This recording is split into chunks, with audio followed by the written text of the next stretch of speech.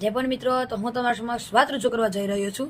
તો તેના શબ્દ છે ગુરુ પૂર્ણિમા. તો તમે વિડીયો સ્કીપ કર્યા વગર શાંતિથી સાંભળો અને કોમેન્ટમાં કહીજો કે હું કેવું બોલ્યો. ગુરુ બ્રહ્મા ગુરુ વિષ્ણુ ગુરુ દેવો મહેશ્વર ગુરુ સાક્ષાત પરમ બ્રહ્મા તસ્મે શ્રી ગુરુવે નમઃ. આ શ્લોકનો મતલબ એ છે કે ગુરુ બ્રહ્મા છે, વિષ્ણુ અને મહેશ છે. ગુરુ આપણે અજ્ઞાનના અંધકારમાંથી જ્ઞાનના પ્રકાશ તરફ લઈ જાય છે. આપણા હિન્દુ ધર્મમાં ગુરુ પૂર્ણિમાનો તહેવાર ખૂબ જ ધૂમધામથી ઉજવાય છે. તે તિથિ પ્રમાણે ઉજવાતો તહેવાર છે. તે અષાઢ મહિનાની પૂર્ણિમાના દિવસે આવે છે.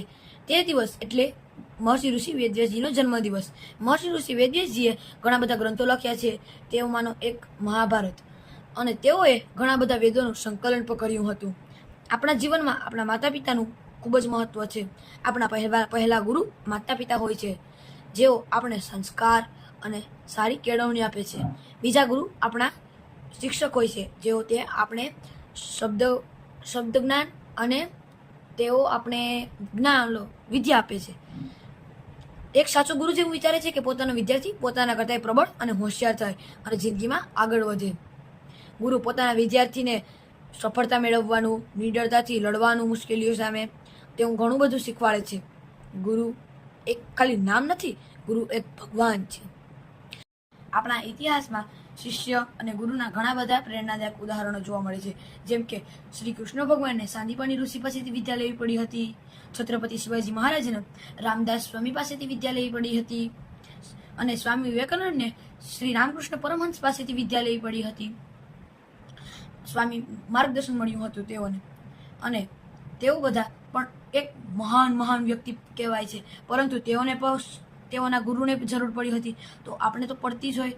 ગુરુ વગર જ્ઞાન નથી, એ તો માની જ લેવાનું. આપણે આજના આધુનિક યુગમાં આપણે એઆઈ, મોબાઈલ અને ઇન્ટરનેટ દ્વારા આપણે માહિતી સરળતાથી મળી જાય છે. પરંતુ માહિતી અને જ્ઞાનમાં ઘણો બધો ફરક છે.